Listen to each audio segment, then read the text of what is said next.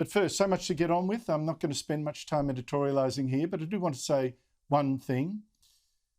Today, Sky News' Andrew Clennell broke the story that the Morrison government is going to cut the price of beer. It's going to cut the excise on draft beer, supposedly to ease the cost of living, to lure people back into pubs and clubs. And I have to say, this is beyond pathetic. This is a fundamentally unserious policy of an unserious government. Now, I get it. The government is down in the polls and under huge pressure now with inflation, especially now that petrol prices are rocketing to around $2.20 a litre because of the war in Ukraine. And there's pressure to cut the indexation on petrol as well as beer, which would cost the government a bomb. We are very aware of what is occurring with petrol prices, and these cost of living impacts are real, and the Australian government understands that.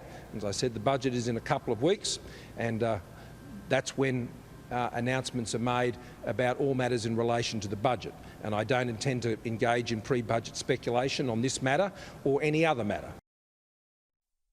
Now, cutting the excise on petrol, I would at least understand. Petrol is used to get people to work, to get products into shops, to get supplies into factories, to keep the economy humming. But beer? Slashing taxes to make beer cheaper? This is literally pissing money up against the wall. They don't tell me, this is going to be popular among the punters, well, at least among boozers. What universe are we living in here? This country is up to its neck in debt, nearly $1 trillion.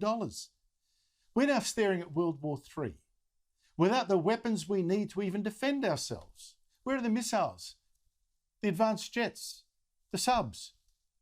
We don't have the factories or the industries to survive a blockade of even a couple of weeks.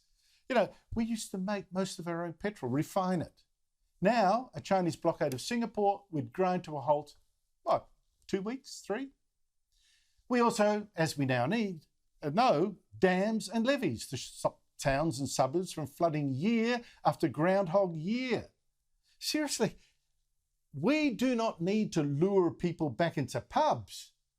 We need to lure them back into their offices, into our factories. We need to lure them into building and investing into a future for us that right now is looking darker and darker.